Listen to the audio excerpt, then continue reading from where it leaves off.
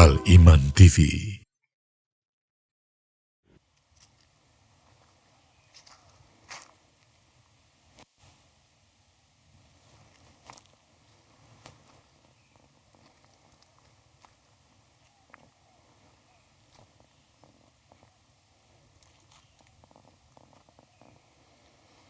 Bismillahirrahmanirrahim. Assalamualaikum warahmatullahi wabarakatuh. Alhamdulillahi rabbil alamin. Wassalatu wassalamu ala nabiyyina al-karim wa ala alihi wa sahbihi wa man tabi'ahum bi ihsanin ila yaumiddin, amma ba'd. Saudaraku kaum muslimin dan juga kaum muslimat rahimani wa rahimakumullah. Dalam hati kita, dalam diri kita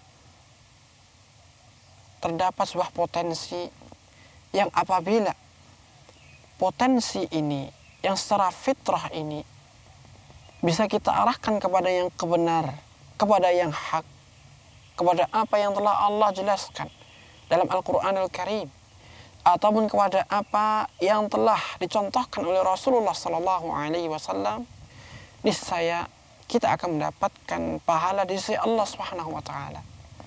Namun apabila potensi yang ada dalam diri kita ini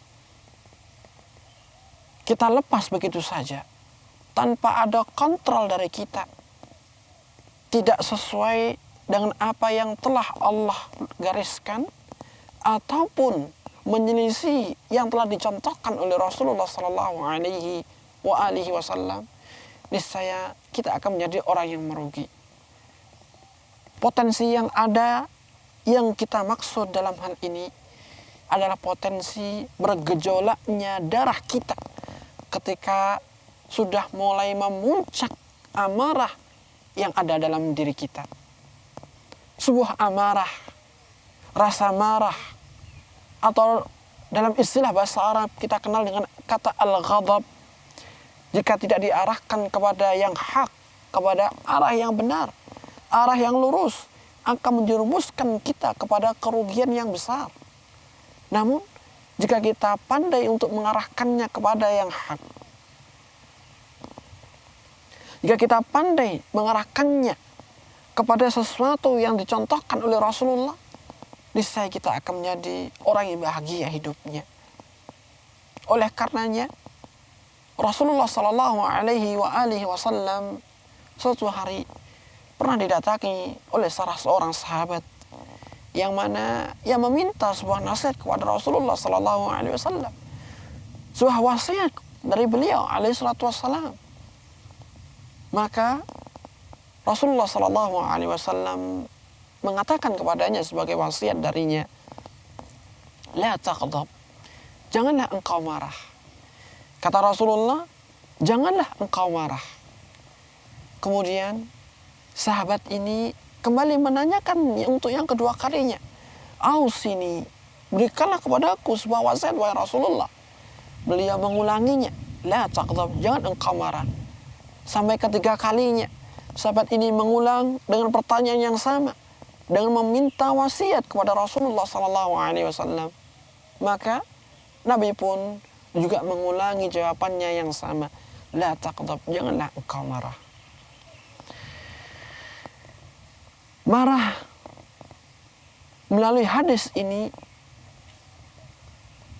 terdapat sebuah bentuk larangan yang mana yang kita harus mengetahui marah yang seperti apa, marah yang bagaimana yang dilarang oleh Rasulullah SAW. Karena hakikat marah ini sudah tertanam dalam diri kita semuanya. Merupakan fitrah penciptaan manusia, ada rasa amarah dalam dirinya. Namun apakah marah ini yang dimaksudkan dalam hadis tersebut? Kalau kita merujuk kepada penjelasan para ulama, khususnya Al-Hafidz Ibnu Hajar Al-Asqalani, beliau menjelaskan ketika mensyarah hadis tersebut bahwa yang dimaksud dengan larangan Rasulullah terkait dengan marah pada hadis tersebut adalah janganlah seorang itu menuruti kemauan amarah yang menggelora di dalam hatinya. Jangan sampai ia melampiaskan kemarahan kepada hal-hal yang tidak baik. Bukan marah yang menjadi tabiat fitrah penciptaan manusia, tidak. Oleh karenanya Rasulullah SAW mewasiatkan kepada sahabat ini agar jangan sampai ketika dia marah, dia melampiaskannya kepada perbuatan yang buruk, perbuatan maksiat, perbuatan yang bahkan menjerumuskan dia ke dalam jurang kehancuran dan kebinasaan. Dan kita sering melihat, sering mendengar, ketika seorang marah, bagaimana secara respon, secara spontanitas, ia memukul, ia menendang, keluar kata-kata yang jorok, bahkan kata-kata yang kufur, kata-kata yang keji, tanpa ada bentuk kontrol dengan akal sehat dia. Dan ini yang termasuk apa yang dilarang oleh Rasulullah SAW dalam hadis tersebut. Marah yang tercela. Adapun marah yang diniatkan ikhlas karena Allah, marah lantaran syariat Allah diinjak-injak, dilecehkan, atau Rasulullah SAW diejek, dituduh Al-Quran yang mulia, kitab suci kita kaum muslimin, diinjak-injak, tidak dihargai, dihormati, dimuliakan, dijunjung tinggi sama sekali. Maka dalam hal ini boleh kita marah, atau bahkan wajib kita untuk marah. Karena marah yang ada dalam hati kita semata-mata kita ikhlaskan kepada Allah Subhanahu wa taala untuk membela agamanya, untuk membela syariatnya, untuk membela Nabi dan Rasulnya, untuk menjaga keagungan Al-Quranul Karim. Rasulullah Sallallahu Alaihi Wasallam pernah marah ketika syariat Islam mau digadaikan. Ketika salah seorang wanita dari kaum, seorang suku, dari bangsa yang terkenal dalam kabilahnya mencuri, maka telah tetap atas dia untuk ditegakkan hukum potong tangan. Kemudian ia berusaha untuk mencari syafaat kepada Rasulullah melalui putra angkatnya. Maka yang terjadi, datanglah putra angkat Rasulullah Sallallahu Alaihi Wasallam ini menemui beliau, berkata dengan lemah lembut agar hukuman yang akan dijatuhkan kepada seorang wanita yang mencuri ini ditiadakan. Maka ketika Rasulullah Sallallahu Alaihi Wasallam mendengar hal ini, dengan mata kepala beliau sendiri, beliau langsung memerah mukanya, langsung marah besar-besarnya.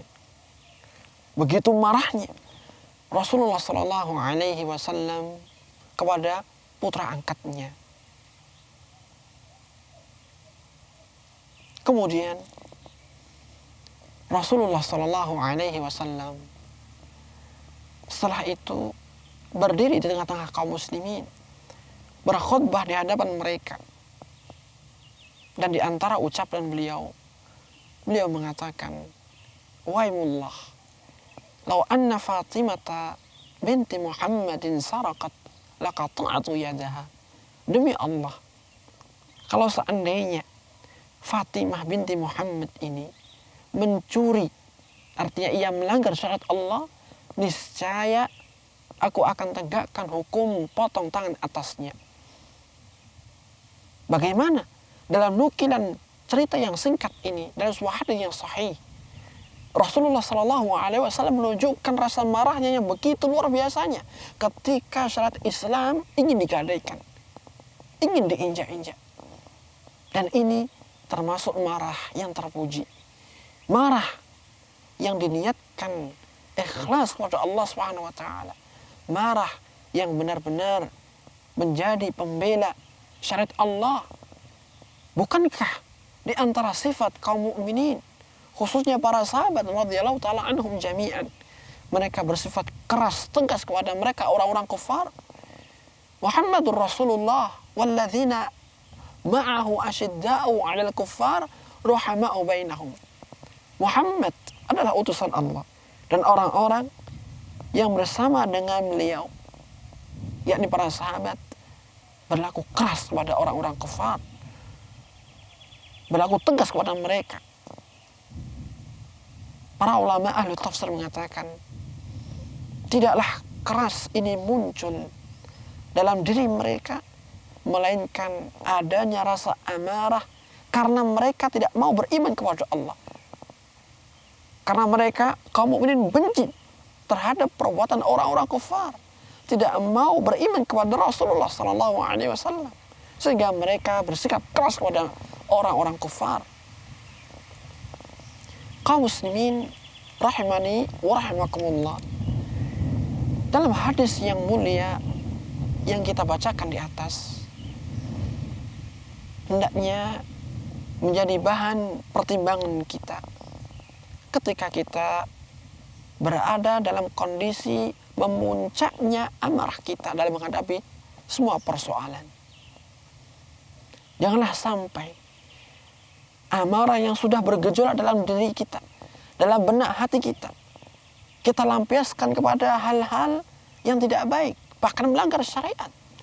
Jangan sampai. Dan ini akan sedikit demi sedikit mengantarkan kita tentunya, atau bahkan membiasakan kita kepada perilaku-perilaku yang bisa menyeret kepada kehancuran diri kita. Sehingga dalam menghadapi segala macam persoalan, problematika kehidupan kita, terlebih urusan rumah tangga kita, janganlah sekali-kali kita menjadikan rasa amarah atau rasa marah yang ada dalam hati kita sebagai pemutus atau putusan akhir dalam mencari sebuah solusi. Hendaknya kita tenangkan amarah, hendaknya kita redam rasa marah yang ada dalam diri kita, sehingga kita bisa mencari sebuah jalan keluar yang baik dalam mengatasi segala macam persoalan yang kita hadapi. Ingat, marah yang tercela adalah marah yang mana seorang itu tidak ada niatan untuk membela syariat Allah.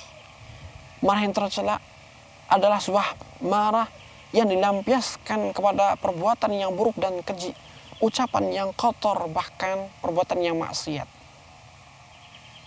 Sehingga seorang muslim ketika mendapati dirinya adanya gejolak darah yang naik, merasakan amarah yang sudah mencapai klimaksnya, hendaknya ia meredamnya. Hendaknya ia meminta perlindungan kepada Allah Subhanahu wa taala. Hendaknya ia mengatakan a'udzubillahi minasyaitonir rajim. Ketika ia berdiri, hendaknya ia duduk. Ketika ia duduk, hendaknya ia berbaring.